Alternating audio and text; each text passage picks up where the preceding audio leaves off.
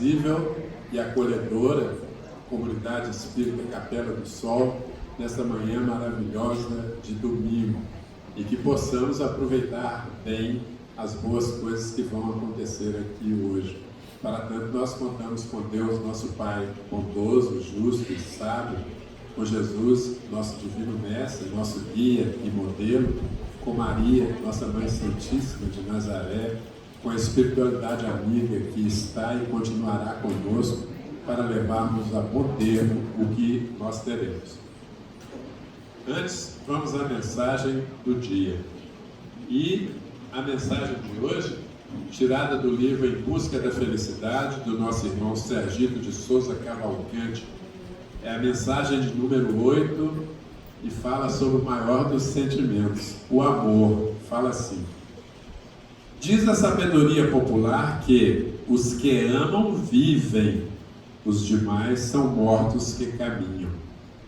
Realmente, nada é mais grandioso, mais lindo, mais transcendental que o amor.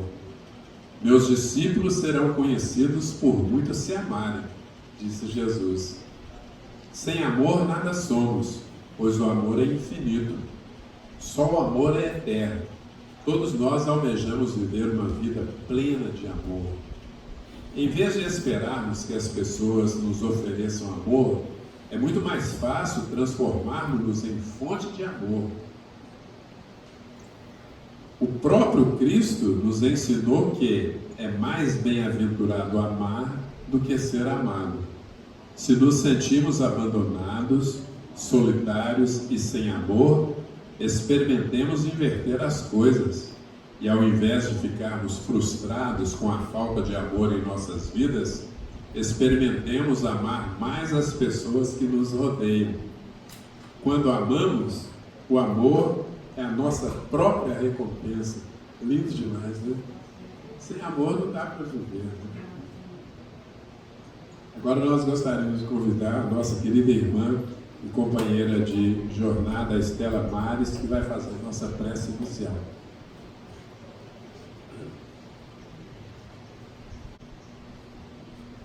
Bom dia a todos. Vamos fechar os nossos olhos e levar o nosso pensamento a Jesus. E vamos pedir nesse momento: amado Mestre Jesus, agradecemos pela oportunidade do reencarne. Agradecemos por estarmos tendo a oportunidade de entendermos que somente as dores do mundo é que pode nos regenerar. Pedimos, Senhor, que nos abençoe, que possamos ter sempre a oportunidade do trabalho, não só nesta casa de luz, mas também nos nossos lares, no trabalho, no nosso dia a dia. Que possamos ser instrumentos do bem, do amor, da caridade. Senhor, nos dê força para trilharmos o caminho do amor mais puro que só você nos ensinou. Maria, seja conosco. Nos momentos de aflição, nos dê seu colo, nos dê sua luz. Amado Mestre Jesus, obrigado por mais este domingo, por mais esta oportunidade. Nos abençoe e que possamos receber as energias salutares que cada um precisa. O Senhor conhece o interior de cada um, as dores e mazelas de cada um. Então entregamos este trabalho em tuas mãos e que cada um aqui presente, encarnado e desencarnado, possa ser assistido em vossa misericórdia. Que assim seja. Amém. E graças a Deus. Que assim seja. Estimados irmãos, estimadas irmãs, quando a Raquel me falou na sexta-feira, eu falei: mas espera aí, esse aí é o meu otorrino, é meu ex-aluno. Falou: é ele mesmo. Então, o palestrante de hoje, o Dr. Antônio Augusto Montelo, que vai nos falar sobre esse tema tão importante, qual seja prevenção da demência. E depois a Raquel fará alguns complementos, a Raquel Bahia, à luz da doutrina espírita. Ô doutor Antônio, seja muito bem-vindo, viu? Nós estamos felizes demais com a sua presença aqui. Dê-nos o seu recado. Obrigado, eu que agradeço aqui ver uma plateia tão cheia, uma manhã de domingo aqui para a gente debater um tema tão importante que é a demência, né? Hoje a demência está sendo muito falada porque nós estamos envelhecendo, né? E o fim de todos nós será envelhecer, né? Então a gente tem que aprender agora a saber envelhecer com saúde para ter uma vida digna, uma vida completa, com menos sofrimento, com mais saúde, né?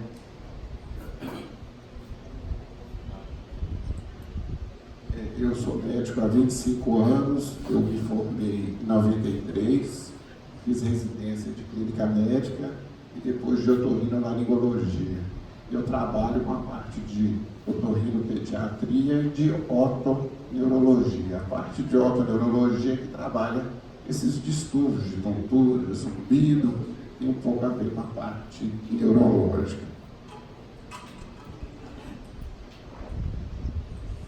Bem, gente, para falar de demência, a gente tem que voltar um pouco no passado, na nossa história, né? Nós somos educados, né, a fazer o bem, para a gente atingir, né, o céu, a vida eterna, né? E o contrário também, se a gente fizer o mal, a gente acaba, né, indo para o inferno, né? As nossas mães nos educaram sempre assim. Da mesma forma, se a gente se alimentar bem, nós vamos ter uma vida saudável, né? Ao passo que também, se a gente estudar bastante, nós vamos chegar e se formar e ter uma formação educacional. Por que eu estou falando isso? O que isso tem a ver com demência? Hoje a demência tem muito a ver com comportamento, sabe?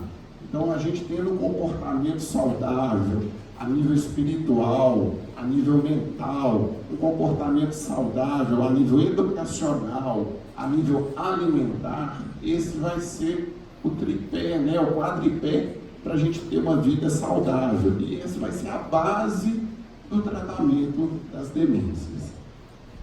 Mas o que, como, né? Como a gente vai prevenir a demência, né? Primeiro a gente tem que saber o que é a demência, né? Demência vem da palavra latina, né? De quer dizer perda, mência quer dizer mente, né? Então seria a perda da mente, né? Eu vou passando uma borracha na minha mente e a borracha vai apagando o meu cérebro, né? A borracha vai apagando a minha mente. Então o cérebro normal, ele é grande, ele tem esses giros, né? E no cérebro com Alzheimer, a gente começa a ver que ele vai atrofiando, os ventrículos vão aumentando, a massa cerebral vai diminuindo. Então essa é a base morfológica das demências, né? A gente tem 3 tipos de demência mais comum e tem um quarto que é menos comum, seria o Alzheimer, todos nós já devemos ter ouvido falar, né? A demência frontotemporal, a vascular e a dos corpos de Levi. Eu vou falar rapidamente dela só para vocês terem uma noção do que é isso, né? Ao Alzheimer é a mais comum delas, quase metade das demências hoje, né? E depois é uma miscelânea, né, de Alzheimer misturada com a vascular, a frontotemporal, a dos corpos de Levi. Então, o que seria o Alzheimer? O Alzheimer é uma doença em que você tem o acúmulo de uma proteína, né, de um amiloide, e essa proteína vai acumulando nos neurônios, e isso muda a estrutura do neurônio. Ao mudar a estrutura desse neurônio, essa proteína chamada tau, ela começa a ter uma quebra dos microtúbulos ali que sustentam os neurônios param de funcionar. E a estrutura cerebral começa a se desorganizar. Então você tem, né, igual eu falei anteriormente, uma diminuição da massa do cérebro, os neurônios que a princípio parecem essas células bem estreladas, eles vão perdendo a morfologia dele e começa a ter uma desorganização estrutural dos neurônios. Já na demência vascular, os vasos eles começam a entupir, eles começam a ficar obstruídos, né? Isso é muito comum em quem tem colesterol alto, pressão alta, né? Então vão aparecendo essas manchas brancas, que são as artérias que vão se obstruindo. Já na demência frontotemporal, ela tem um forte componente genético, também ela muda as estruturas da proteína tal, e ela já afeta mais a região frontotemporal. Então ela não é uma demência tão grave igual ao Alzheimer. A pessoa às vezes começa a ter apenas lapsos, né, de linguagem, de fluência, mas não é aquela demência grave igual ao Alzheimer. O Alzheimer parece que se apaga o cérebro da pessoa. A frontotemporal é aquela pessoa que tem alguns lapsos, mas ela é uma pessoa mais sociável, ela não perde tanta noção da realidade. E a doença dos corpos de Levy, essa proteína chamada alfa-sinucleína, ela vai acumulando em partes do cérebro e você também tem uma demência. Essa demência ela já está mais associada com o mal de Parkinson. Bem, gente, quais seriam os sintomas da demência, né? Será que eu estou com Alzheimer, né? A pergunta clássica, né? Então, os sintomas da demência, gente, eles começam bem devagar.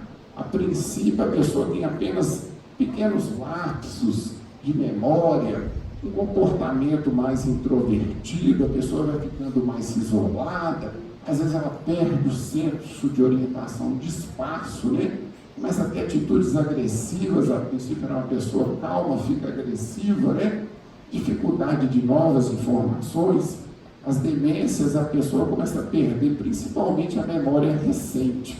Às vezes você conversa com um paciente demente, ele lembra do passado todo, mas uma coisa que você falou há 5 minutos atrás, ele já esqueceu. O paciente começa a ficar teimoso, né? Inflexível, né? Ele cisma com uma coisa e aquilo fica.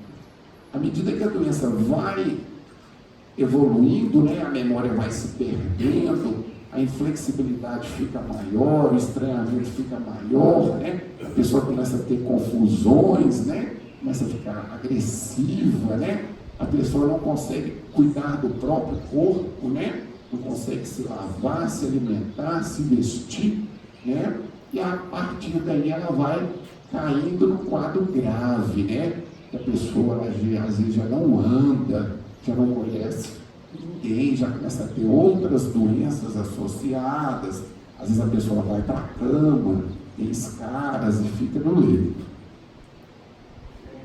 Qual que é a importância da demência, né? Hoje a demência é o mal do século, porque o mundo todo está se envelhecendo, né? Se a gente for ver, 47 milhões de pessoas em 2015 já tinham demência.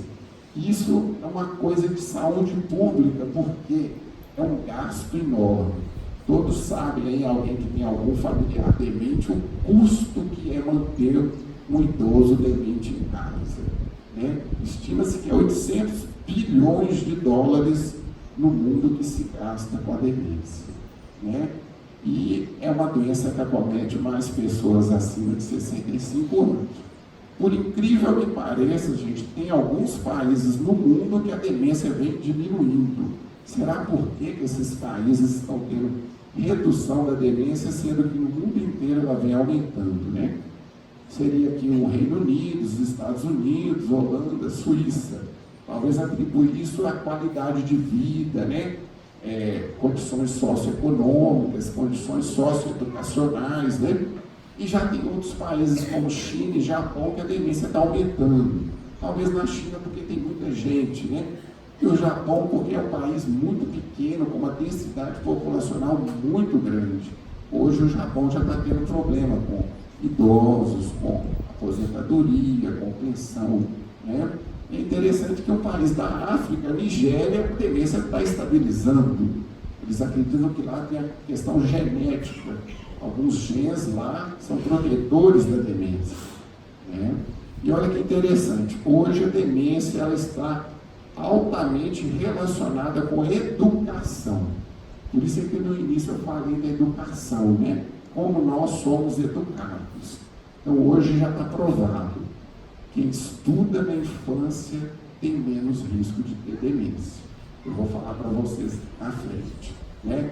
E a demência é um termo estigmatizante, né? Ah, você está demente, isso pesa. Então, hoje, o termo técnico para falar de demência seria transtorno cognitivo maior, né? E é interessante, gente, que a maioria das demências, elas não aparecem sozinhas. Geralmente tem uma doença associada. E aí que entra, né, o título dessa palestra, como prevenir. Porque se eu previno as doenças associadas, grande parte delas favorecem negativamente o agravamento da doença. Então não basta você ter demência, às vezes você tem outras doenças que fazem com que a demência fique pior.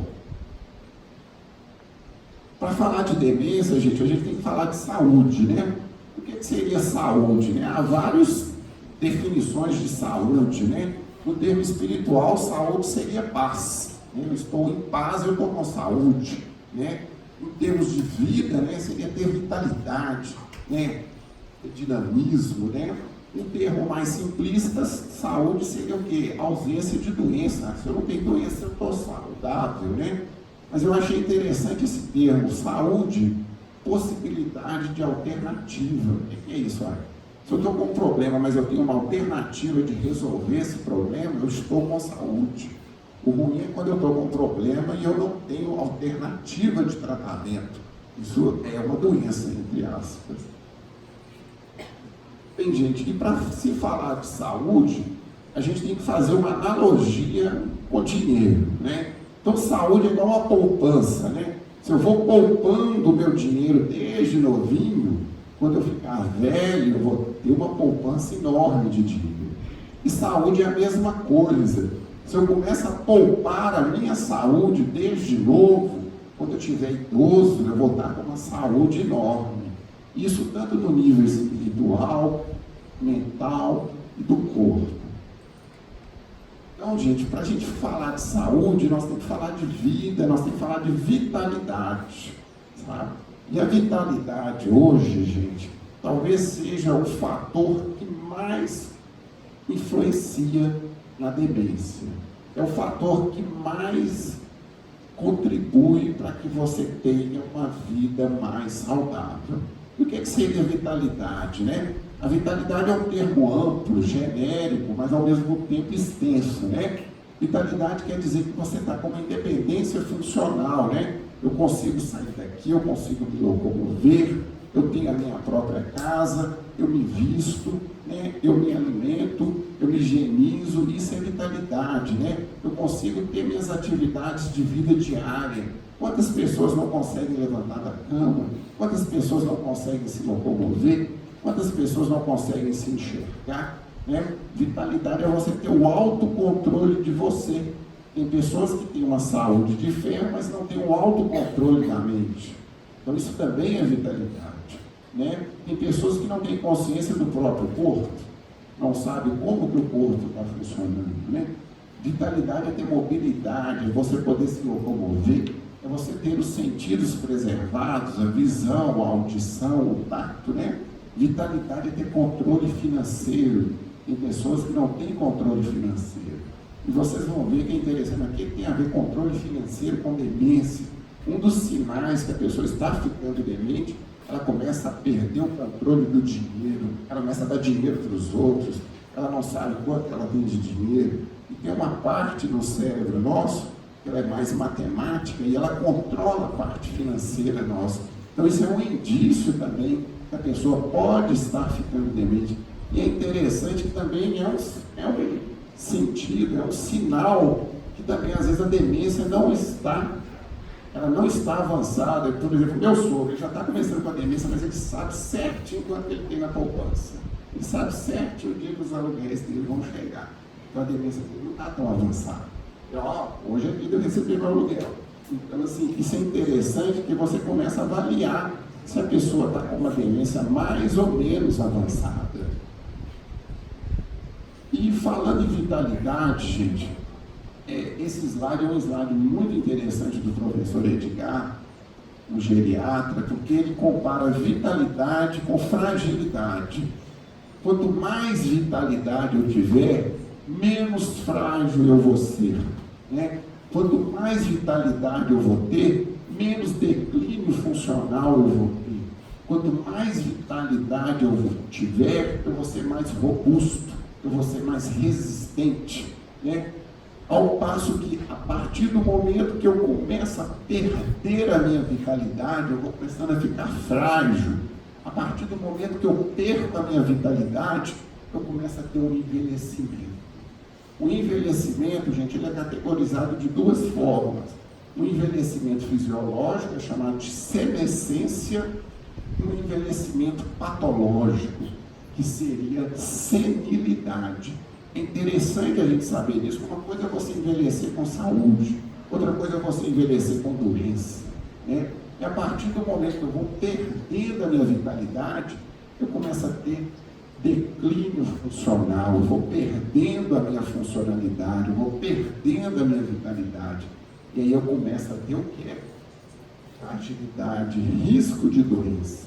Então nós temos que tentar manter na vitalidade alta, sabe? Porque senão eu começo a me adoecer, começo a perder as minhas atividades de vida diária, né? Eu começo a não ter mais o básico, eu começo a ficar um idoso frágil. A vitalidade, gente, ela é apoiada em 4 pilares básicos: cognição, por isso que eu falei lá no início, estudar, humor, comportamento. Por isso que a gente tem que ter espiritualidade, mobilidade, eu tenho que ter independência e eu tenho que me comunicar através da visão, da audição, da fala. Então, por isso é que eu comecei falando, né, que a gente tem que rezar, tem que fazer o bem, tem que estudar, tem que se alimentar bem, porque envolve tudo isso daqui. E aí, gente, fazendo um resumo, né, a vitalidade, ela é apoiada nesse quadripé: o cérebro, que gerencia tudo, a audição, que me conecta com o mundo através dos sons, a visão, que me conecta com o mundo através, né, da visão mesmo, e a mobilidade, que faz com que eu, né, me mova. Então, gente, é muito importante isso. Hoje, o que mais adoece o idoso se chama queda, né? Às vezes o idoso está lá saudável, ele cai, fratura o fêmur, ele vai para a cama e morre. Então, gente, vamos cuidar da nossa mobilidade, sabe? Vamos cuidar dos nossos joelhos, né? Vamos cuidar do nosso cálcio, né? Vamos tratar isso. Isso aqui é o que mais adoece idoso. É interessante. Hipertensão não adoece idoso, diabetes não adoece. Aí põe o idoso caído na cama, ele adoece e morre. Então vamos cuidar da nossa mobilidade. A audição, né? Hoje, por incrível que pareça, eu vou falar mais na frente, mas a audição é um dos fatores que mais gera demência. Tem estudo mostrando, gente, que o surdo que não se trata, ele tem 30% de chance a mais de ter demência. E se ele tiver acima de 65 anos, esse índice sobe para 36%. Ou seja, 1/3 dos surdos que não se tratam tem um risco maior de ter demência. A visão, porque a visão é que interage nós com a maior parte do mundo, né? E influencia na mobilidade. Visão e mobilidade estão muito entrelaçados. E aqui o cérebro, né? O cérebro que vai juntar todos esses estímulos: o estímulo visual, o estímulo auditivo, e vai possibilitar a motricidade. Aqui é uma foto de um neurônio, só para vocês entenderem. O neurônio, ele tem esses dendritos e os axônios. Isso faz as sinapses. E esse neurônio é que nos conecta. Essa célula é que nos conecta. E essa célula é que é lesada nas demências. Bem, gente, para falar de demência, nós temos que voltar um pouquinho no desenvolvimento do neurônio. E aí entra de novo o início da palestra. Quando a gente é concebido, né, quando nós somos ainda, né, um embrião, as células nervosas começam a ser criadas e amadurecer com cerca de 9 para 8 meses. E elas começam a se proliferar e proliferar. E quando a criança nasce, o cérebro está em plena velocidade de desenvolvimento. né? E esse pico de desenvolvimento cerebral, gente, vai ocorrer em torno de 4 para 5 anos. Então é importante, gente, por isso que a gente fala de estímulo, por isso que a gente fala de educação. Quanto mais eu estimular uma criança, quanto mais eu educar uma criança, eu vou provocar isso aqui, ó, mielinização, sinapse. Eu já vou preparar aquele cérebro para quando ele ficar velho, ele ficar mais resistente. Então, por isso que a gente está batendo nessa tecla de educação, né? E aí, como é que nós vamos prevenir a demência, já que é o tema inicial dessa palestra, né? Nós temos que combater os fatores de risco. Quais são os fatores de risco para a demência? Como vocês falaram, como vocês viram ali, a demência vascular ela é causada por entupimento das artérias do cérebro e a obesidade. A obesidade é um dos grandes fatores de risco para a demência. Um estudo na China mostrou que ele aumenta 19% o risco de demência. Nos Estados Unidos, um outro estudo falou 9%. Né? Nós temos que prevenir os AVCs, as doenças vasculares. Nós temos que mudar os nossos hábitos de vida. Nós temos que ter hábitos de vida saudáveis. E é interessante que acima de 75 anos, gente, 80% das demências ocorrerão. Bem, gente, qual que é o outro fator de risco para a demência? Essa enzima aí, a apolipoproteína E. Isso é uma deficiência, não é uma deficiência, é uma mutação genética, e quem nasce com essa mutação genética tem o risco aumentado de 30%. Nós não temos como mexer na genética.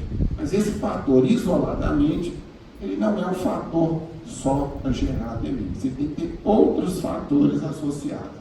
A pressão alta é outro fator que causa demência, principalmente a demência vascular, porque a pressão alta vai provocar entupimento das artérias, e aí vem as isquemias, né? Reserva cognitiva.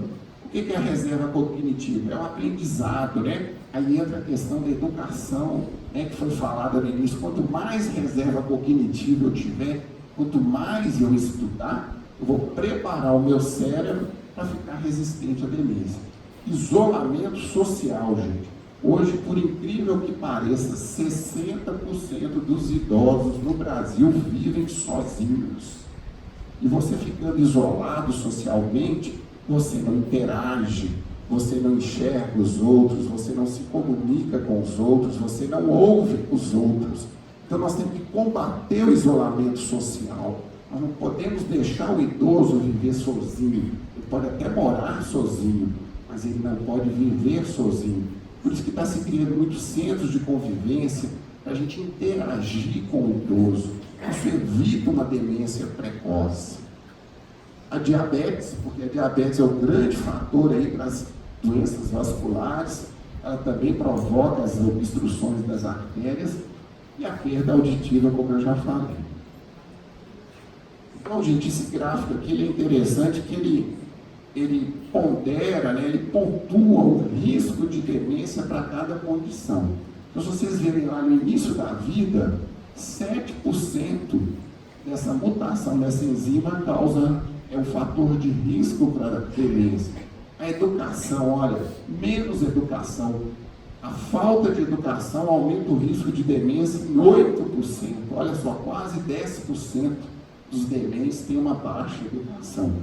Na vida adulta, né, na vida média, né, olha lá, perda da audição, 9%. Né? Então nós temos que combater a perda da audição.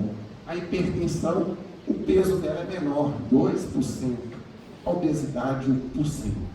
Já na vida mais avançada, olha o cigarro. O cigarro é responsável por 5% do risco de demência. Depressão. Por isso que eu falei no início da questão da espiritualidade. 4% dos deprimidos, 4% é o peso da depressão para aumentar o risco da demência. A inatividade física, 3%. O isolamento social, 2%. E a diabetes, 1%. Se a gente for fazer um apanhado de tudo, 35% dessas condições, gente, são preveníveis nós podemos interferir nesses fatores e diminuir o risco da demência. Então é muito grande, né? 1/3 das demências são preveníveis. Tudo bem, 60% não vão ser preveníveis, mas se a gente conseguir prevenir 1/3 dessa doença, já é muito. Então, o que a gente tem que fazer para tratar, para prevenir a demência? Primeiro, a estimulação cognitiva, leitura, exercício físico, mudança de hábitos, né, que estimulam a reserva cognitiva, né, mesmo indivíduos com predisposição genética, né. Então, vamos ter uma dieta saudável, vamos combater a hipertensão, vamos combater o colesterol alto, né? Vamos aumentar o índice de educação, vamos educar nossas crianças, vamos educar os nossos idosos que nunca tiveram estudos, né? Vamos melhorar a gestação, né? E vocês viram ali, 7% tem aquela mutação da enzima, então nós temos que cuidar bem das nossas mulheres grávidas, né? Exercício físico. Isso aqui, gente, que eu queria chamar a atenção, dieta mediterrânea.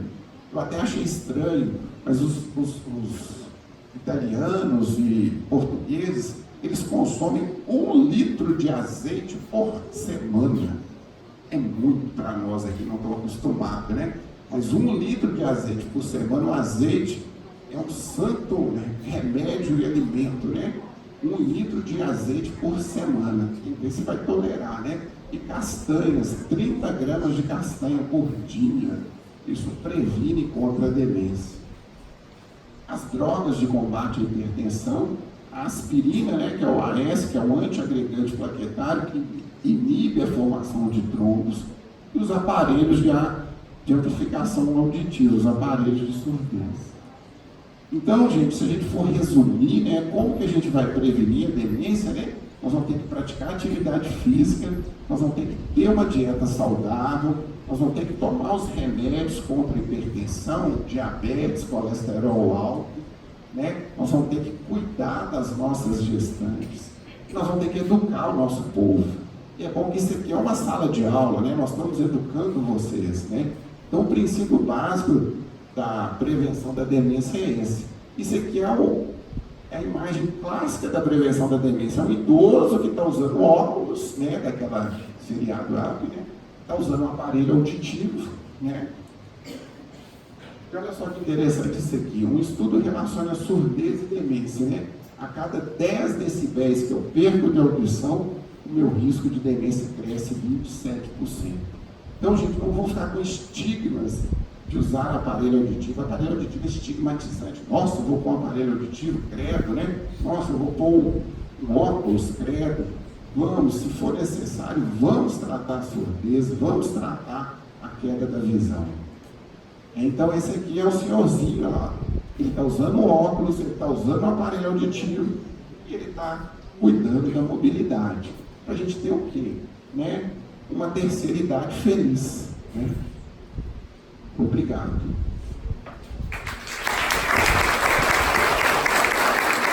Se alguém tiver alguma dúvida, a gente está aqui para responder.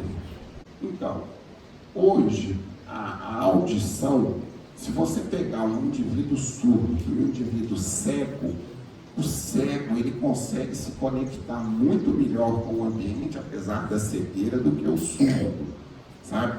Porque a surdez, quando você está surdo, você deixa de ouvir 24 horas. Por incrível que pareça, dormindo, nós estamos ouvindo. Então, por exemplo, se entrar um ladrão na sua casa, dormindo você vai saber, entrou um ladrão na minha casa. Ou seja, a audição, ela está estimulando o cérebro 24 horas. A visão, ela estimula o cérebro enquanto estamos acordados. Quando a gente dorme, a visão encerra o estímulo. Então, por isso é que a importância do aparelho auditivo.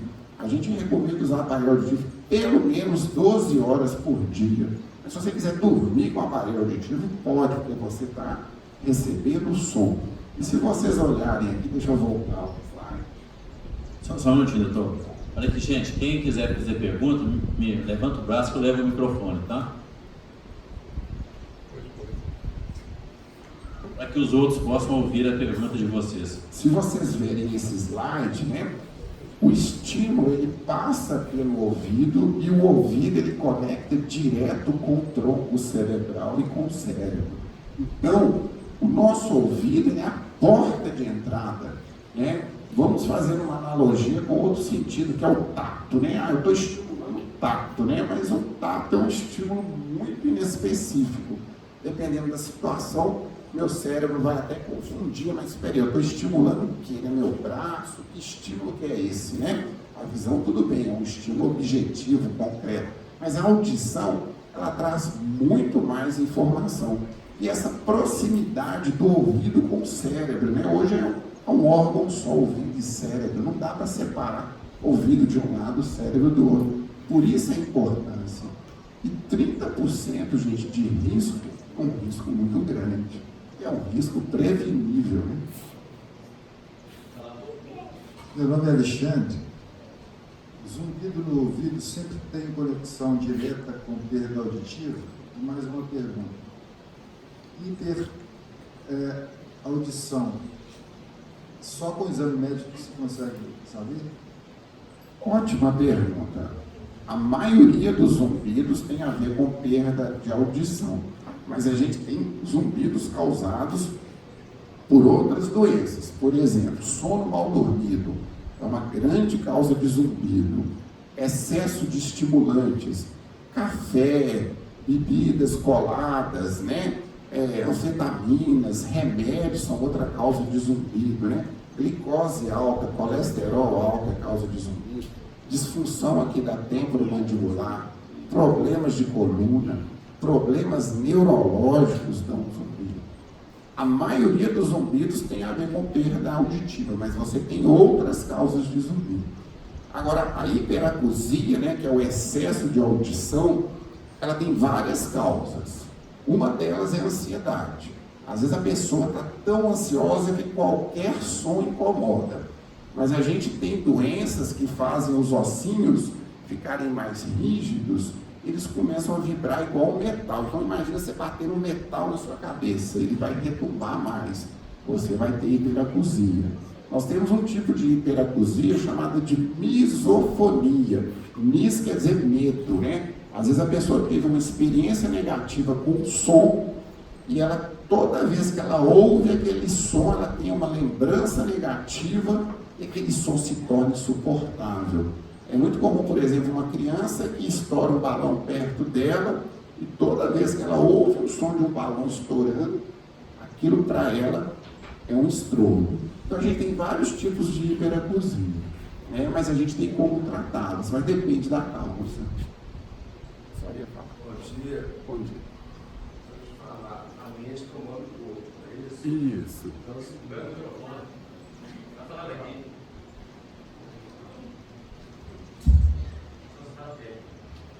A mente comanda o corpo. Deixa eu falar assim uma coisa. Você vai passar. Você tem o som que você está falando, o som do microfone. Tem que parar.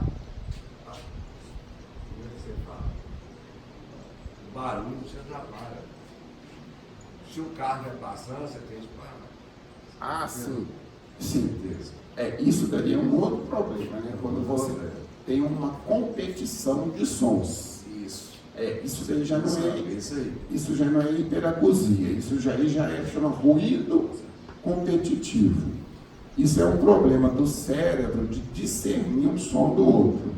Então, por exemplo, tem gente que o ventilador está ligado, se você estiver conversando com ele, ele não consegue separar o som do ventilador do som da pessoa falando. Isso aí é um problema chamado processamento auditivo.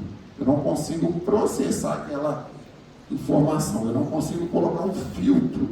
Deixa eu filtrar o som desse ventilador e ouvir quem está me falando. Isso é um outro problema um pouco diferente.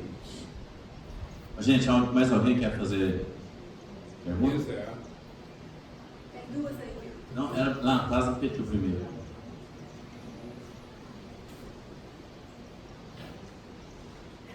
Pode levantar, tá? Bom dia. Bom dia. Meu avô, ele tem 86 anos. e ele tem um problema sério de surdez, ele não ouve praticamente nada. Só que ele se recusa a usar o aparelho auditivo, porque ele fala que incomoda. E acaba que ele não tem contato, assim, ele não quer usar o aparelho, acaba não frequentando muitos lugares, ficando mais em casa. E a gente fica preocupado, né? Sem saber como convencer ele a usar o aparelho. Esse é um problema dificílimo, porque assim... Esse problema sério, né, doutor? Sério. Porque assim, se você for olhar a ética médica, ninguém é obrigado a receber o tratamento, né? Então, você tem que convencê-lo de que é necessário o uso, mas você não pode obrigá-lo, né? Toma esse remédio que você é obrigado. Hoje está se discutindo muito isso, se a pessoa quer morrer, deixa ela morrer. A gente não pode mais obrigar uma pessoa a viver. Da mesma forma, a gente não pode obrigar uma pessoa a usar um tratamento. A questão é que talvez, e a gente vê muito isso, geralmente os idosos, eles não têm o que a gente chama de demanda auditiva. O que é demanda auditiva? É a necessidade de ouvir. Geralmente é uma pessoa que mora sozinha ou mora com uma, duas pessoas, é uma pessoa que não trabalha, é uma pessoa que tem pouca interação social. Então, para ela, aquilo dali, ela julga não necessário, mas ela não tem essa informação de que a falta da audição vai trazer problemas maiores. O problema é que, como ela já está surda, você às vezes nem consegue passar essa informação para ela. E aí, de repente, o que você vai ter que fazer? Começar a passar, igual eu coloquei ali a reportagem da Veja.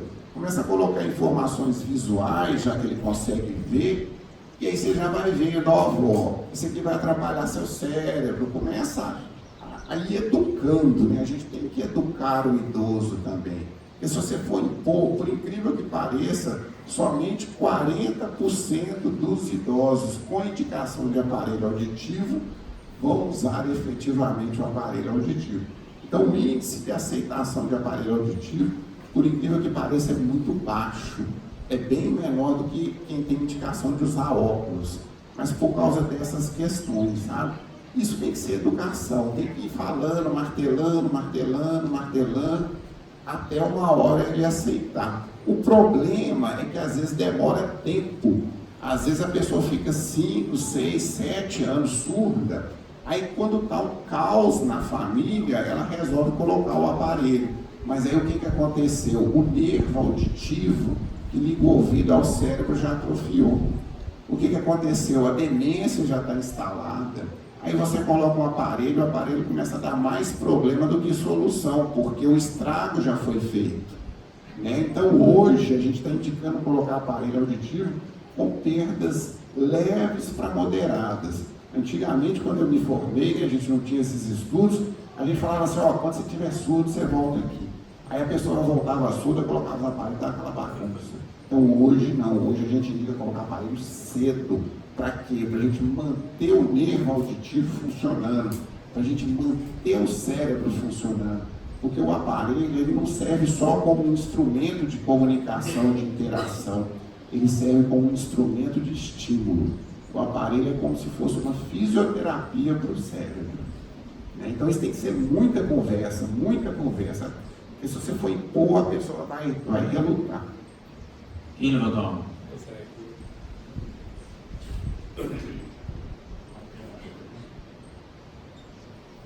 Bom dia, doutor. Bom dia. Uma pessoa que já foi diagnosticada com a demência frontotemporal, ela ainda está com a memória ótima, socialmente está bem, mas ele está com um problema de comportamento às vezes. Isso. E é aquele negócio de não saber às vezes o que pode, o que não pode, fica inconveniente às vezes. E a gente não sabe como lidar. E eu quero saber se a gente tem, se esse estudo, esse trabalho aí, a gente sabe que a tendência é só piorar, né? Se isso ainda vale para algum cuidado que a gente possa ter para poder a doença não evoluir tão rápido.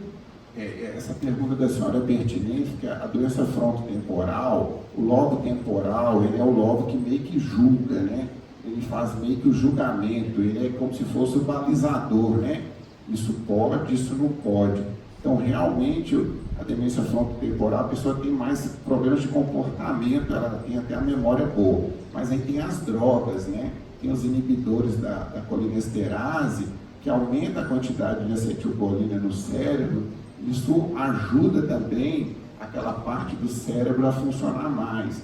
Tem também drogas que alteram o comportamento e o humor, e tem drogas que meio que policiam o cérebro.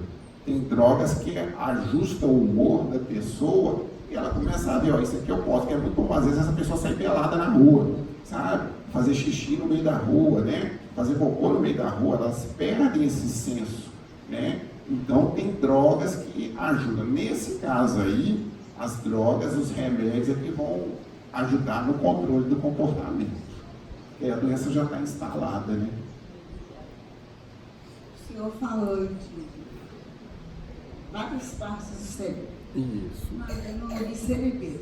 Como que fica as ataxias? Ó, Demência. a ataxia, você pode ter ataxia sem demência, tá? As ataxias vão pegar o cerebelo, né? O cerebelo, ele é igual ao lobo frontal, só que o cerebelo, ele vai controlar a parte motora. Então, ele é que vai dosar o movimento. Então, ele vai falar, olha, você vai levantar 45 graus, você vai fletir, você vai estender.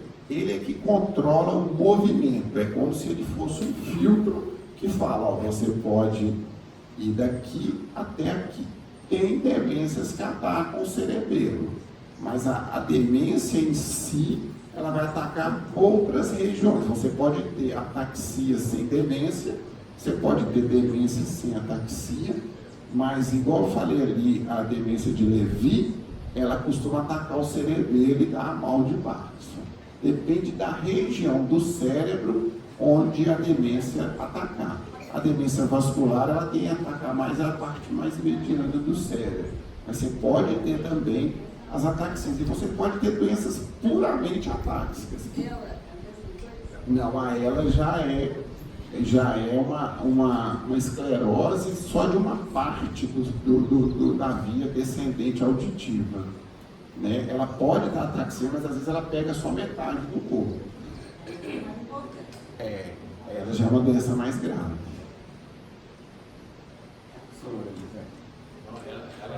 Bom dia a todos.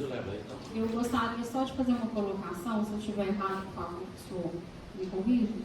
Em relação a essa prevenção, a questão da mobilidade, a questão da educação e dessa questão de ser poupado desde a infância. O que eu imagino é o seguinte, a questão do refrigerante em si, que entra na questão da má alimentação, no caso. Então, pouco que eu conheço sobre esse produto, ele traz uma calcificação aos ossos pela acidez, alguma coisa assim, né? Não é verdade? Então, eu queria que o senhor falasse um pouquinho sobre isso, porque causa mobilidade e vai automaticamente levar à demência, certo? Alguma coisa nesse sentido. E que o senhor colocasse mais específico o uso do refrigerante para essa causa, porque a nossa sociedade, ela traz como um alimento, uma bebida para crianças, uma bebida que não traz malefícios, e na verdade a gente sabe que ela traz essa calcificação sim, e vai a questão da mobilidade, e eu só queria que o senhor colocasse um pouquinho sobre isso para a gente, e tentasse educar melhor, nos educar em relação a, eu acho assim, um perigo refrigerante, então eu queria que o senhor falasse um pouquinho sobre isso, por favor. Realmente o problema da acidez do refrigerante é que você inibe a absorção do cálcio. Inibindo a absorção do cálcio, você vai ter, teoricamente, uma osteopenia. Só que aí é que está. A osteopenia ela tem outras causas também, né? Por exemplo, a falta de atividade física, mulheres que não têm reposição hormonal, tem osteopenias que têm fatores genéticos, tem doenças. Então, assim, o refrigerante, ele é um causador, mas talvez em termos de saúde pública, de população geral, há fatores mais importantes que o refrigerante. Eu compreendo, mas ele talvez não seja assim, porque nem todo mundo toma refrigerante, mas ele tem isso sim, ele altera a absorção de cálcio. Talvez ele não tenha um peso estatístico na população geral, igual, por exemplo, mulher menopausada. Mulher menopausada, se não tomar cuidado, vai ter fratura de colo de fêmur. Então a gente tem que tomar esse cuidado, porque isso é um fator de risco que a gente tem que repor vitamina D para a mulher que está a partir dos 45, 50 anos, já está começando a entrar na menopausa.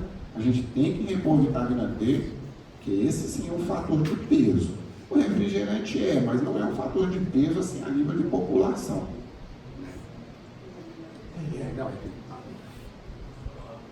Doutor, sobre a questão da oxigenação no cérebro, por exemplo, o pessoal tem um problema de apneia. A gente sabe que, dependendo do nível de apneia, a falta de oxigênio no cérebro, ele chega a um nível até alto, né?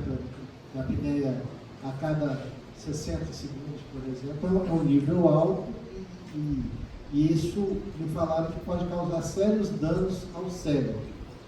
Isso mesmo, a sua pergunta é muito importante e pertinente, né? A apneia noturna é outro grande fator de risco. Só que a apneia noturna não é um fator de risco tanto de doença, nem só a demência, mas ela é um fator de risco principalmente para doença cardíaca. Hoje a apneia noturna é um grande fator de risco para morte súbita. Aquelas pessoas que dormem e morrem dormindo, né? Então a apneia noturna ela causa sim, ela é um fator precursor de demência, mas não só de demência, de cansaço físico, de depressão, de diabetes e principalmente de infarto, né? Porque o problema é que o cérebro ele é um pouco mais resistente à hipoxemia do que o coração, né? O cérebro ele consegue suportar aí 4, 5, 6 minutos de hipoxemia. Agora o coração, quando uma artéria para ali, ela isquemia na hora, porque se ele para de funcionar, todo o corpo para, né? O cérebro ele ainda é mais maleável, mas é um fator de risco, sim. Vai causando dano.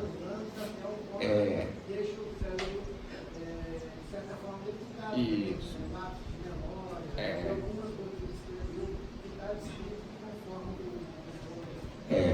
A apneia noturna eu não falei, mas é um fator de risco para demência. Só que eu acho que ela é um fator mais de risco para infarto, para hipertensão e diabetes do que a demência.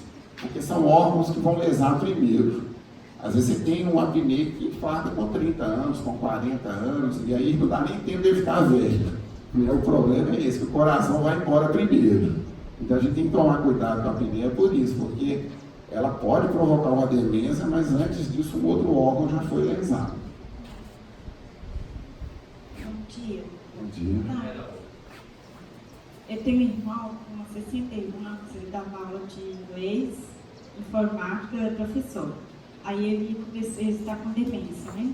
E eu gostaria de saber sim, que eu estudo, eu faço nutrição, pelo que eu estou vendo que a alimentação ela é essencial, né? Você ter um equilíbrio alimentar. E o lado espiritual, como eu posso ver isso? Boa pergunta, né? Se você ver ali, a depressão, né?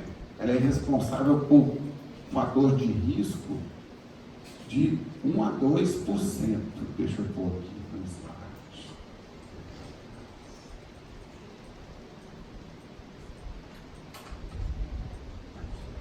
A depressão mito, a depressão é 4%. Então, o fator espiritual aí, ele é essencial. E não só diretamente a depressão, a espiritualidade pode causar demência, mas também a depressão ela é fator para outras doenças, como diabetes, hipertensão, que são causadores da demência. A depressão é uma causa de isolamento social que também, então a depressão diretamente ela é responsável por 4%, mas indiretamente, se você for ver bem ali, ela é causadora de inatividade física, ela é causadora de diabetes, ela é causadora de obesidade. Então, a parte espiritual aí, ela indiretamente, ela está por trás de quase todos aqueles fatores. Né? Talvez o seu irmão, apesar de ser professor, talvez ele tenha outros fatores de risco, né, para estar com a demência agora. Mais alguém que gostaria de fazer pergunta?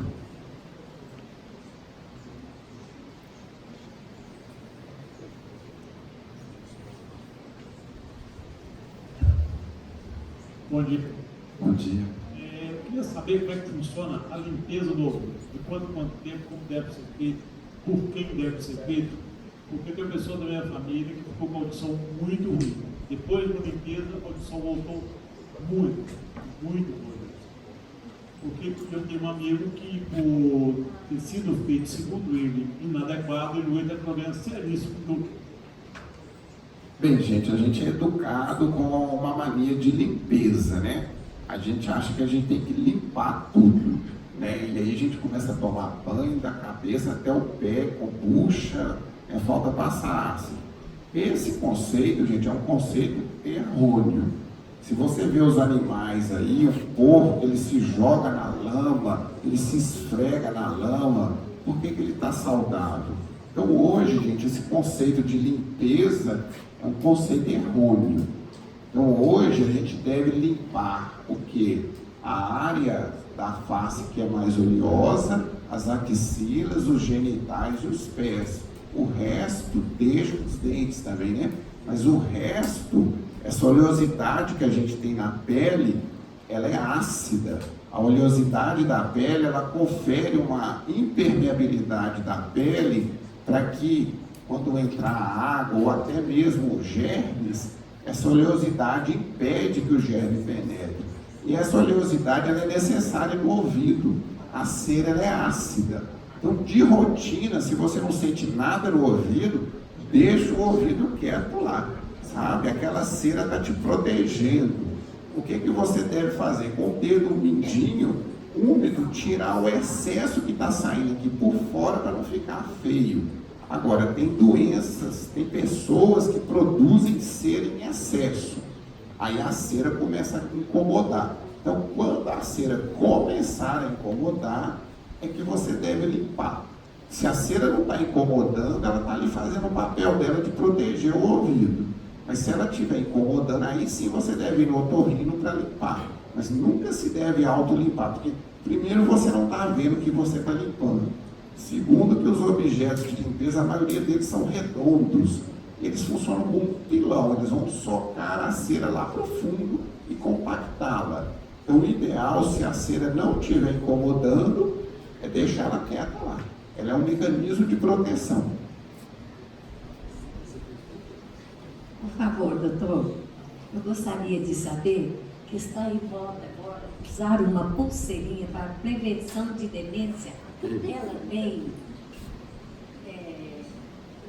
esse objetivo, ela funciona. Essa pulseirinha ela é usada para demência, para equilíbrio. Isso. Ela serve para dar dinheiro para o dono dela, só isso. A principal função dela é essa. Dar dinheiro dos outros. Em fundamento nenhum. Existem alguns estimuladores neuromagnéticos que eles vão dando choquinhos no cérebro. Tem deles agora que utiliza na língua, entendeu? Para prevenir queda. Então ele tem um sensor de posição, toda vez que a pessoa vai cair, dá um choquinho na língua e a pessoa apruma. É igual um desfibrilador automático do coração. Então tem esse estimulador neuromagnético. Mas aí tem um fiozinho que liga na língua ou no cérebro. Aí sim, alguns tipos de Parkinson está se usando isso também. Você coloca um chip lá no cérebro, na área que está tendo microconvulsões para a pessoa tremer, e ele vai lá e dá um choquinho lá, e aquele nervo para de tremer. Mas isso. Aí tem até cirurgia. Às vezes a pessoa só treme uma mão, o neurologista, o neurocirurgião vai lá, ou ele queima aquele nervo que está dando choque, ou ele coloca essa estimulação, chama de estimulação transcraniana. Isso tem fundamento, mas tem uma maquininha ali, tem um choquinho ali. Agora essa pulseira é igual colchão eletromagnético, aquilo não funciona. Né? Aquilo ali, gostosinho, mas não está estimulando nada. Mais alguém?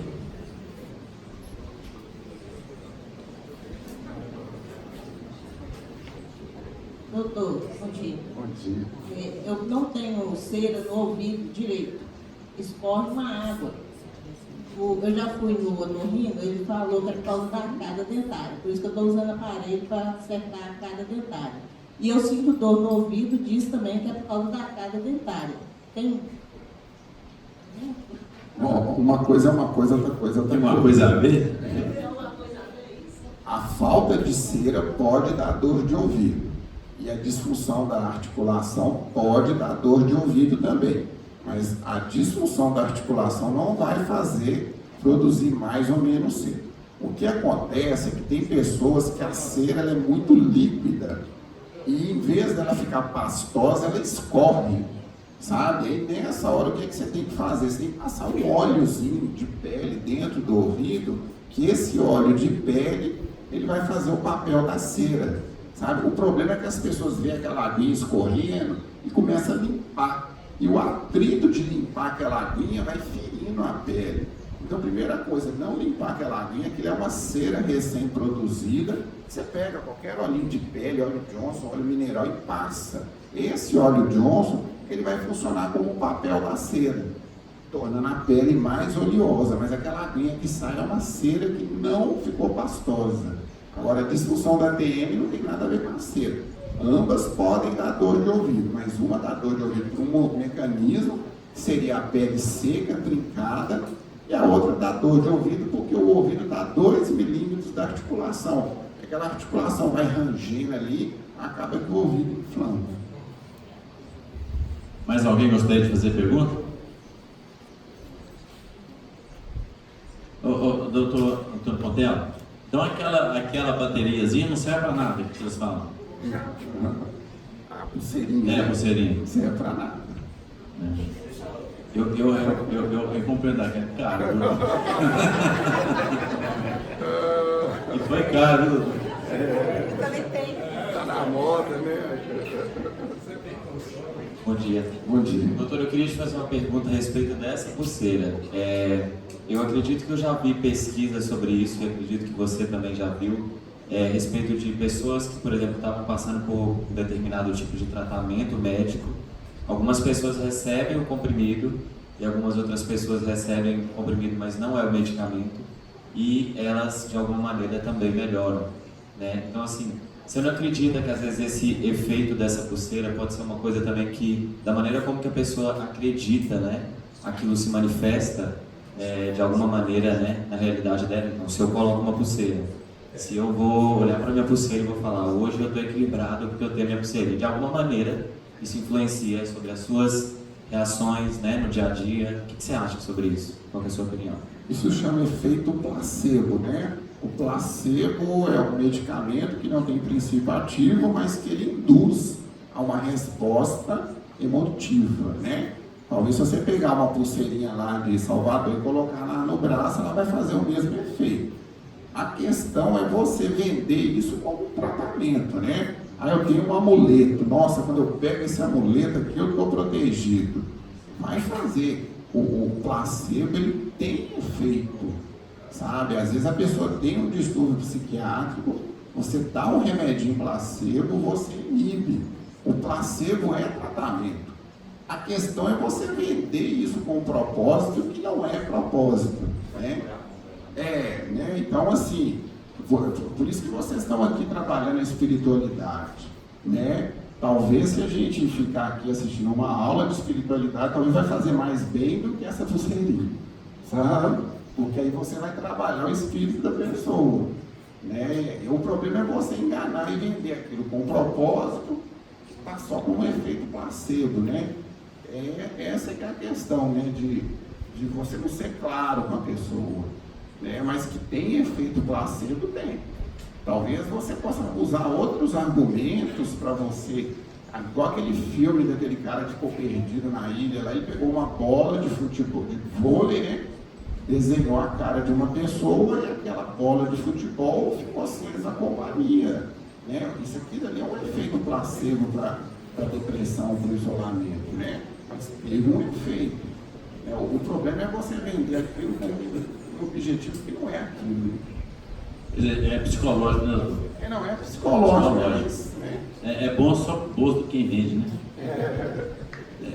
Gente, mais alguém gostaria de fazer pergunta? Aproveita aqui que ele está dando, está fazendo a consulta aqui sem cobrar. Só depois vai pagar. Depois vai pagar. Não, tá tranquilo. Eu já visitei alguma vez lá, mas foi bem.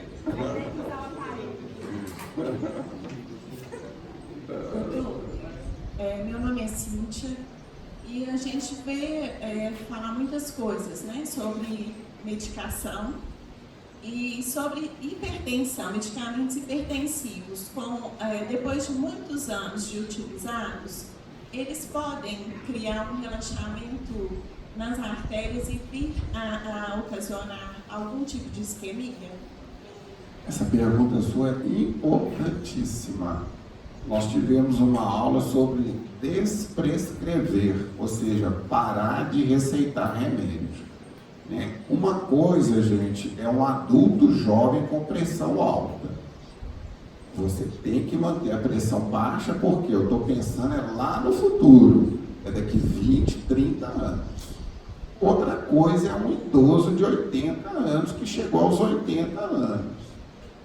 Existe uma coisa chamada prevenção primária, que eu vou atuar para fazer uma prevenção, e uma prevenção secundária. A prevenção secundária é quando eu já tenho um evento, por exemplo, a pessoa já teve um derrame, eu vou ter uma prevenção secundária. Então, isso é válido para adultos. E os estudos, eles são até idosos de 80 anos. Então, isso que você falou é muito comum. O idoso de 90 anos tomando remédio para pressão.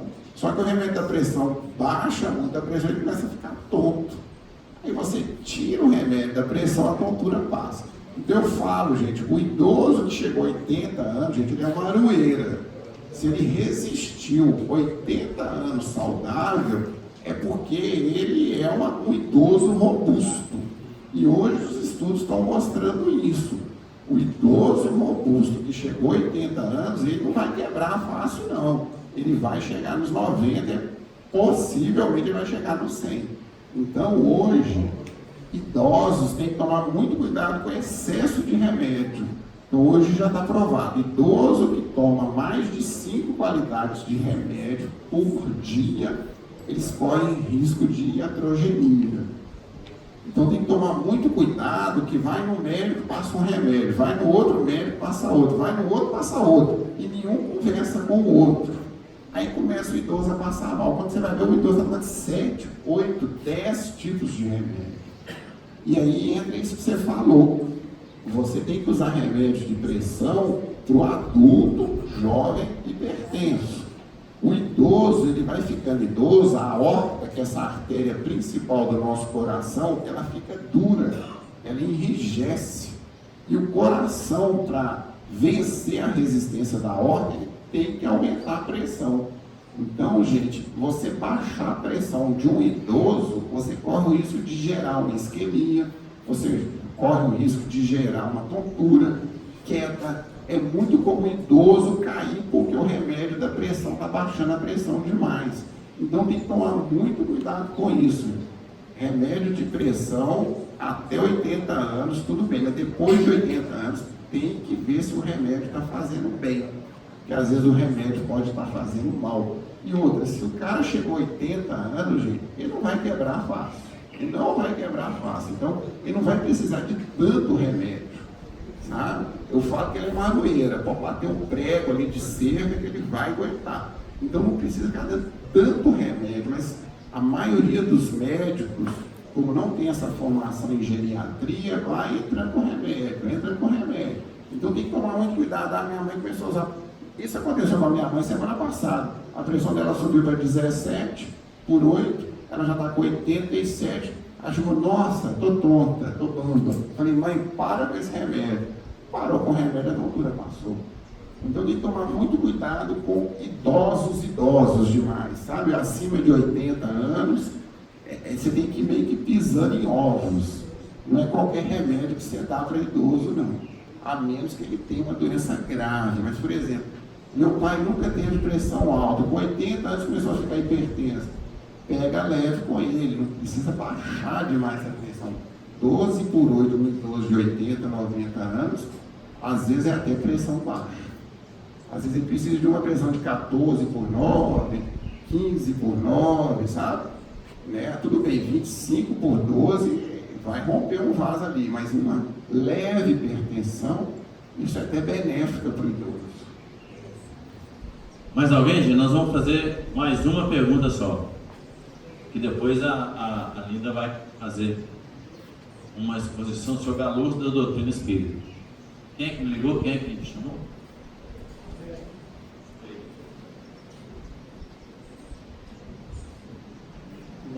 Bom dia. Bom dia. Eu gostaria de saber até que ponto o exercício cognitivo, porque a gente sabe que algumas pessoas chegam a dar algumas disfunções cerebrais por questão de excesso de atividade. Ou quem estuda muito tempo, muitos anos, chegar a meio que enlouquecer, ter acesso sequelas. Por que isso acontecer? Olha, isso ainda não está muito bem definido que estudar demais vai enlouquecer. O que é que a gente vê na prática? Eu que fiz faculdade, pós-graduação, às vezes a pessoa estuda demais, mas ela não controla a saúde. Ela vara noites estudando. É muito comum pessoas tomarem drogas para estudar, café, maconha, cocaína para ficar ligado, anfetamina, rebite.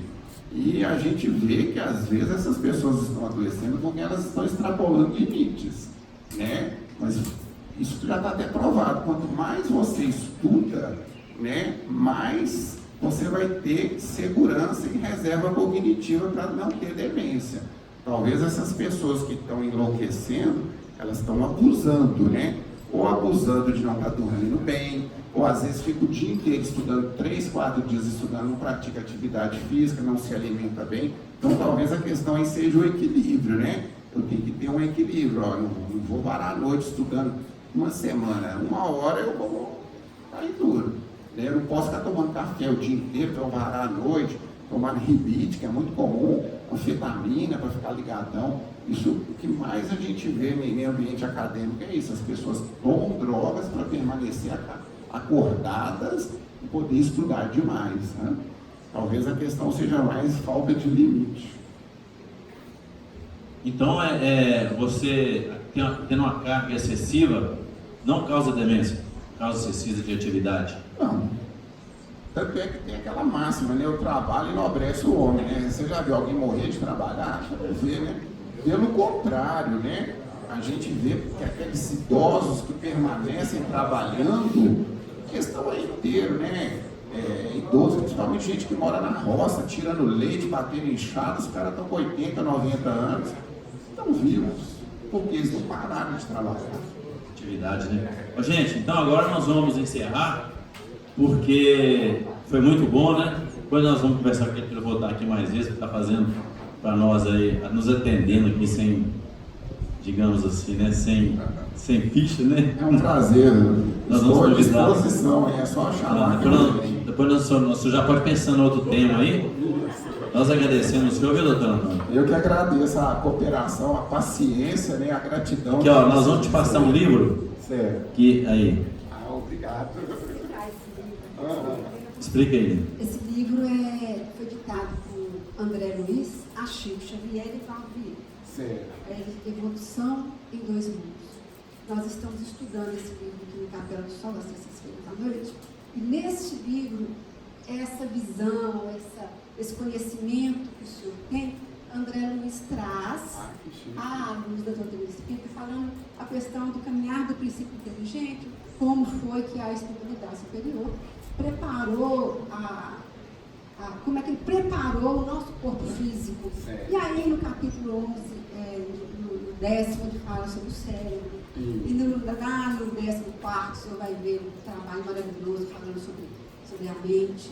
É muito interessante. Que bom, tá? casou, né? Casou, eu acho que o senhor vai gostar. Não, é uma bênção, é um livro difícil, viu, gente? Pra gente que não tem esse conhecimento que ele tem, é um livro científico demais. Chico Xavier falava que era o livro mais difícil que ele psicografou, foi esse aí. Ele tem informações que hoje a medicina está aceitando. Sabe? Interessante mesmo. Os médicos à época contestaram, isso não pode, a questão até da inteligência não do núcleo, né? Mas do citoplasma, então tudo isso já foi aceito. Mas então que o senhor faça bom uso dele. Que bom, obrigado.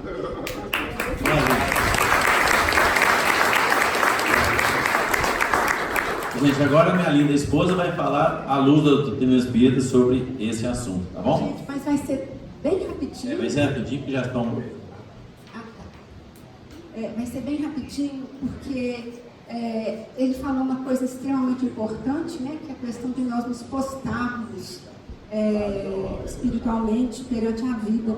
Nós aprendemos na doutrina espírita que nós temos várias vidas. Que nós não somos, né? Nosso princípio não é o nascimento físico e o nosso fim não é a morte do nosso corpo físico. Essa verdade traz informações inúmeras para nós. Traz esperança, traz compromisso, traz sabedoria. Nesse nossas multimilenares vidas, que André Luiz nos fala, que nós tivemos aí em torno de cada um de nós, no mínimo 10 milhões de vidas. Muita vida. Que nós viemos acumulando desde, vamos começar lá no Homem das Cavernas, para a gente pensar como o ser humano, né? E antes deles ainda, no período do infra-humano que nós passamos por muitos anos, aprendendo a conviver, aprendendo a sobreviver. E nisso aí, muitas vezes, nós falhamos, nós erramos, nós, no contágio com a natureza e no contágio com outras pessoas, nós nos contagiamos. Esse contágio, muitas vezes positivo, muitas vezes negativo, como se nós tivéssemos um contato com um pernilongo que nos inocula uma doença muitas vezes grave. E nós temos muitas vezes contato com o ar sempre que nos faz bem, nos propicia bem-estar e vida. Assim também é no plano espiritual. Nessas nossas vidas múltiplas, muitas vezes nós fazemos pessoas que não gostam da gente. E muitas vezes nós entramos em contato com pessoas, convivemos com pessoas que nós desencarnamos sem gostar. Muitas vezes desencarnamos com ódio de determinadas pessoas que nos ceifou a vida, que nos tirou a vida física, ou que nos tirou um ente amado, ou que nos traiu afetivamente, ou que nos levou o nosso dinheiro, nos levou à pobreza, nos enganou, nos traiu de várias formas, e nós desencarnamos num desafeto absoluto com aquela pessoa. Levamos isso para o plano espiritual.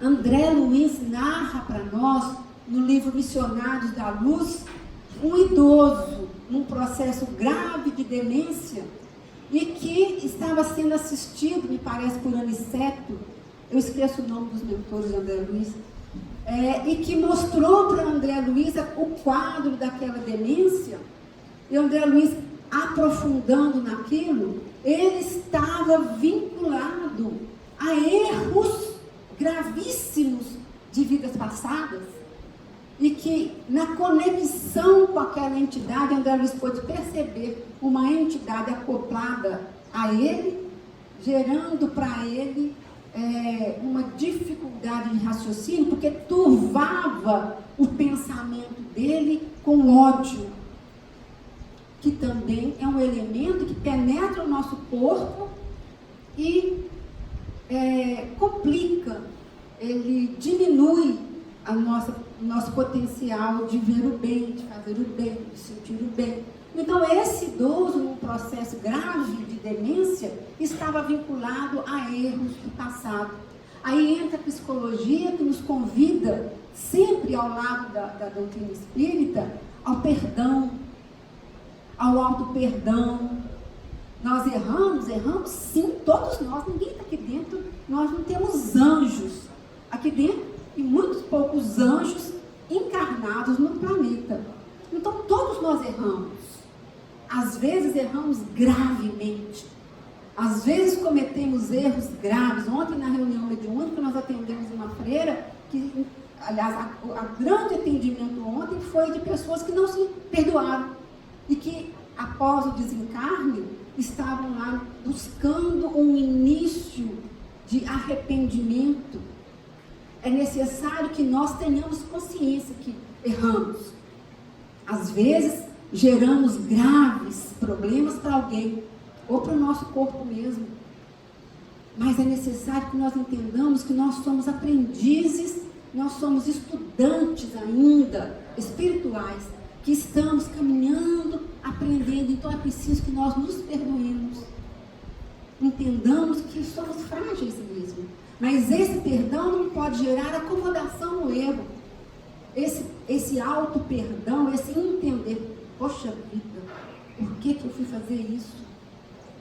De grave ou de não grave, mas por que eu magoei alguém? Por que eu fiz isso comigo? Entender, não acomodar e buscar. Doravante, eu vou me policiar mais. Disciplina. Disciplina conosco mesmo. Errei, fiz mal, foi grave, foi gravíssimo, foi talvez imperdoável, mas não. Jesus nos ensina que devemos perdoar a nós primeiro, mas também ao outro, gente. Nós ficamos vinculados ao mal que as pessoas nos fazem e não conseguimos perdoar. Uma crítica negativa feita para nós, que nós aprendemos na doutrina espírita, que a pessoa que nos critica é o nosso maior amigo, porque os nossos amigos muitas vezes não têm coragem de apontar os nossos defeitos.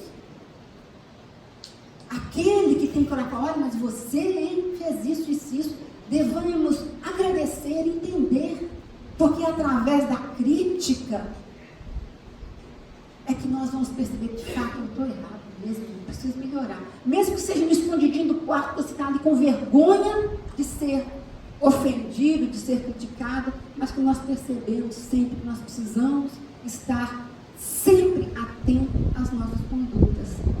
Isso aí, gente, evita que nós criemos laços negativos que amanhã vai nos prejudicar de forma terrível. Os sanatórios psiquiátricos custaram a perceber isso. Nós temos aqui no Hospital André Luiz curas maravilhosas de obsessões terríveis, porque esse contato com aquele espírito que nos magoou, que nós magoamos e que nos persegue, que nos localizaram aqui tentando acertar, não vai acertar não vou deixar ela mais frequentar a casa, e vai nos minando, nos fazendo ficar no negativo, nos impulsionando para a tristeza, muitas vezes para a depressão, e que nós não conseguimos pensar pelo lado espiritual e pensando só no lado físico. Então é preciso buscar para nós uma conduta de autoanálise. Primeira realidade que nós precisamos enfrentar todos os dias e interagir. Somos espíritos. E como espíritos, nós viemos caminhando há milhões e milhões de anos. Essa verdade tem que ser nossa diariamente. E em muitas vidas outras, vem pontos de importância também que vão afetar o nosso corpo físico. Nós temos, como eu falei há 15 dias atrás, nós temos o nosso corpo físico, que é uma matéria mais densa, que é visível. Nós temos o nosso perispírito, que é a ligação do nosso corpo físico com a nossa essência divina, que é o nosso espírito. Então nós temos 3 corpos aqui aparecendo num só. Nós temos o nosso corpo físico, o nosso perispírito, que é um carbono. Ele atua como carbono, ele grava tudo aquilo que nós fazemos enquanto no corpo físico. Quando a gente dá aula para a evangelização infantil, para falar sobre o perispírito, a gente pega o carbono e coloca entre 2 folhas e passa a caneta para eles verem o que é. O que nós fazemos com o nosso perispírito? Nós marcamos o nosso perispírito. Às vezes de uma forma pequena, como eu já falei aqui uma vez, né, 15 dias atrás, mas às vezes de uma forma grave. Quer seja, principalmente, quando nós atentamos contra a nossa vida. Sim, nós também quem conhece na demência, né? É o que eu vou chegar. Nós atingimos o nosso cérebro de uma forma ou de outra, seja tomando uma medicação forte que vai nos fazer dormir muito, e nós diminuímos as funções do nosso cérebro, e com isso nós tiramos a nossa vida. Isso vai refletir nas células que vão compor o DNA do nosso cérebro futuro. E aí nós nascemos com o cérebro contaminado pelo nosso ato de vidas passadas. E isso muitas vezes é repetitivo, várias vidas desencarnando e afetamos de forma terrível, a ponto que ou viemos sem o cérebro, ou viemos com ele faltando pedaço, ou viemos com ele contaminado de uma forma que ele não vai funcionar perfeitamente. Aí nós vimos, às vezes, essa demência, que vista aqui sob a forma do idoso, mas nós vemos jovens com dificuldade de raciocínio, sem liberdade para pensar. Eu tenho uma família de parentes, irmão da minha mãe, a família da minha mãe, todos eram professores.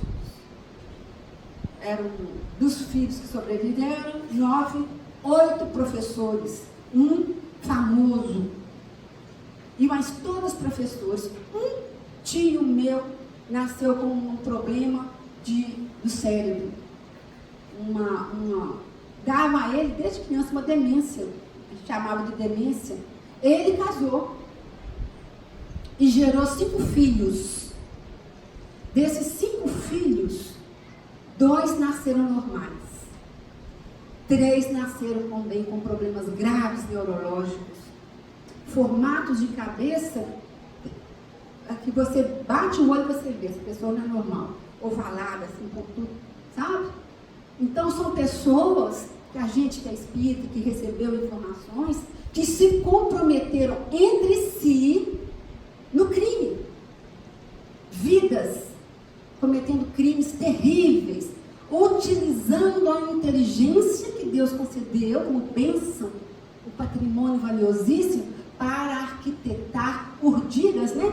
Para fazer cálculos para prejudicar outras pessoas. Como nós vimos aqui, os nossos jovens, muitas vezes inteligentíssimos, aprendendo a entrar nos computadores e jogando vírus, entrando no Banco Central, entrando em áreas de importância, mecanismos de bancos para extorquir dinheiro, para gerar prejuízos gravíssimos. Pessoas utilizando inteligência para fazer remédios que são... Remédios não, né? Medicamentos que são usados realmente só para intoxicar. Pessoas inteligentíssimas criando drogas.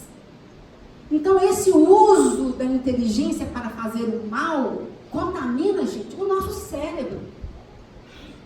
E nós vamos responder pelo mal que nós fazemos a cada um que foi contaminado, que foi vítima daquele erro que nós calculamos de forma equivocada.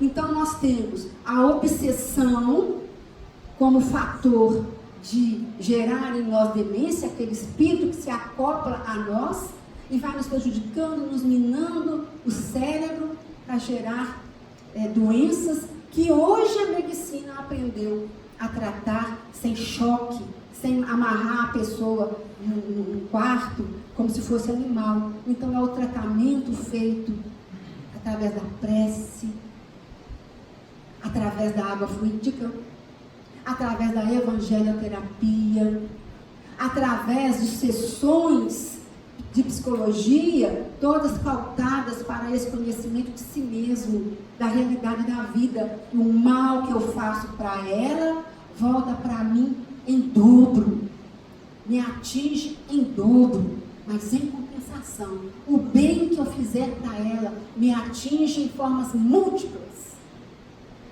Por isso o mal não compensa. O bem compensa sempre. Então nós temos essa forma da obsessão que pode nos agravar. A obsessão não é só de desencarnado para encarnado, não. A obsessão pode ser de encarnado para encarnado, quando eu estou com raiva de alguém e eu jogo para aquela pessoa só raiva, só ódio. E eu quero mal para aquela pessoa. Eu vejo a pessoa, eu lembro da pessoa, eu fico injetando mal para aquela pessoa. Isso no livro Nos Domínios da Mediunidade, André Luiz trata isso de uma forma maravilhosa. De uma trabalhadora espírita com raiva da amante do marido e que durante o sono encontrava com ela e se degladiavam. Aí ela é chamada, porque ela era colaboradora do plano espiritual, o que é raro, né? E foi alertada: olha, o seu comportamento de raiva, de ódio está prejudicando não só a sua vida pessoal, o seu corpo físico, mas o seu trabalho conosco. Então ela foi aconselhada, foi chamada à realidade. Então nós temos que pensar, quando nós não gostamos de alguém, quando nós estamos com raiva de alguém, dentro de casa, fora de casa, no setor de trabalho, que é muito comum, no trânsito, nós injetarmos aquelas agulhas venenosas de raiva, de ódio, de mágoa, de tristeza. Aquilo ali nós vamos criando em nossa volta nós chamamos de psicosfera negativa, doentia, de mágoa, de raiva, de angústia, de tristeza, de desdém, e nós somos os primeiros a ser contaminados com aquilo. No livro O Bispo, rapidinho, o espírito de José Antônio nos conta uma história de uma freira que fez muito mal. A vida inteira lá dentro do convento, tirou vidas, fez abortos, freiras morreram. Ela era muito má. E aí o tempo foi passando, e aquilo foi ficando insuportável para ela. Ela ensandeceu. Aqueles espíritos que foram vítimas dela, que desencarnaram pelos atos que ela praticou, quiseram entrar na cela, em que ela estava na cela dela, né? Ela estava no clausuro, para atacá-la, para obsediá-la. Quando eles chegaram, ela estava tão demente, tão com ódio dela, tão assim, brigando sozinha, entendendo que ela estava naquela psicosfera de mal, de raiva, de desdém pelo mundo, pelas pessoas. E os dois obsessores falavam assim: não estão fazendo nada não. Ela mesma está se punindo, ela mesma está se autoflagelando. Nós fazemos isso conosco.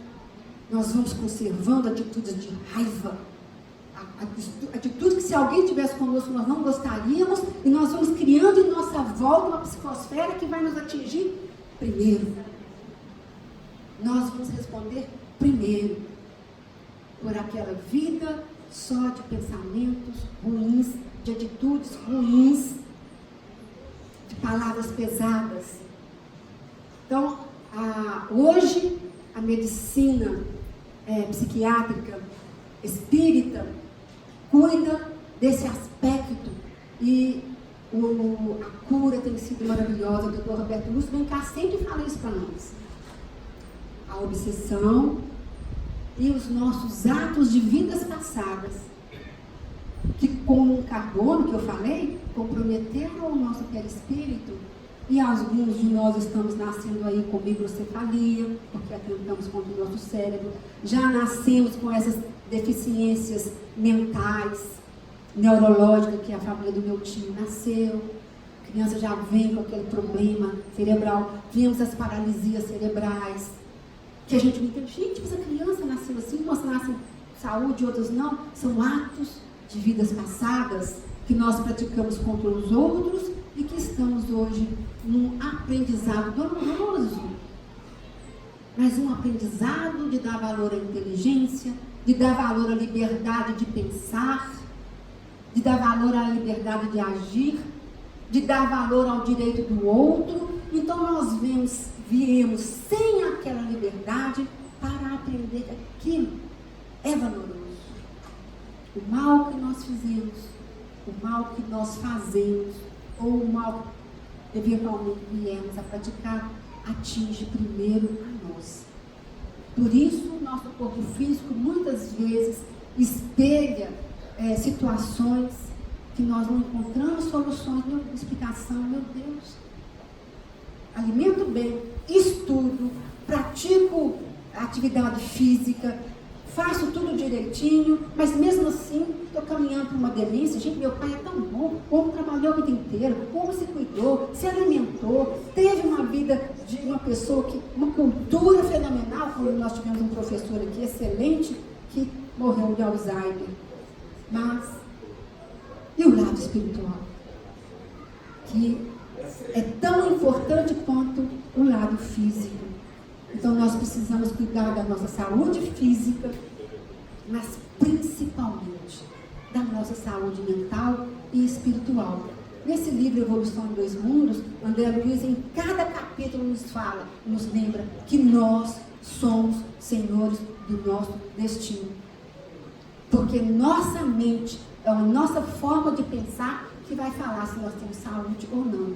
E para encerrar, uma pergunta que alguém fez e que ele também falou, André Luiz nos ensina que a respiração, a nossa respiração, ela não é só importante para nos manter com o corpo funcionando, não, mas ela é extremamente importante para a saúde das nossas células.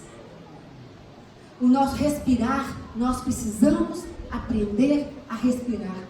O nosso respirar, ele nos dá a saúde das nossas células, do nosso corpo físico, que oxigena o nosso cérebro. Então, prestemos atenção à nossa respiração.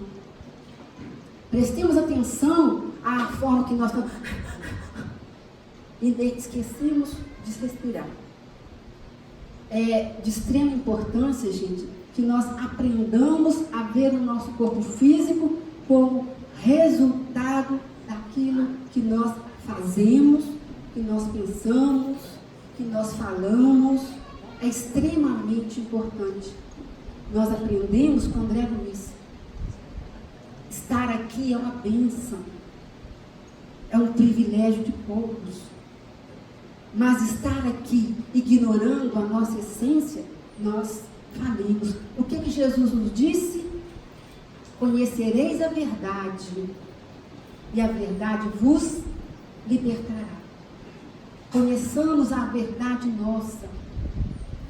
Estudemos, para que nós possamos nos situar na nossa vida. Ouçamos aqui o Evangelho, os estudos aqui, os ensinos, não buscando para um, para outro, mas para nós. O que isso se aplica em mim? Aonde eu estou errando? Como é que está sendo a minha vida mental? Como é que eu estou me comportando na sociedade em que eu estou inserida? Como é que eu estou no trânsito, no trabalho, dentro de casa? Quem eu sou na realidade? Quem eu sou quando eu estou trancado no meu quarto? O que eu sou quando ninguém está perto de mim, quando ninguém me vê? O que eu penso que ninguém pensa, que eu penso que ninguém pode escutar? Os nossos pensamentos ficam gravados na nossa consciência, e aqueles pensamentos que nós geramos de mal e que com certeza afetou a vida de alguém, aquilo ali vai nos ser mostrado no plano espiritual e nós seremos convidados a responder por aquilo de uma forma ou de outra. Então, que nós tenhamos assim, a consciência, gente, de que nós somos o quê?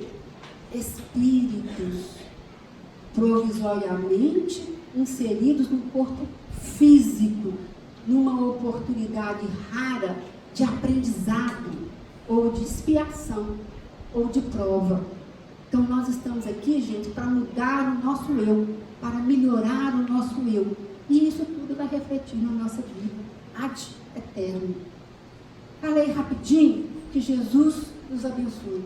Com o tempo vai aumentando essas explicações, viu, gente? Obrigada.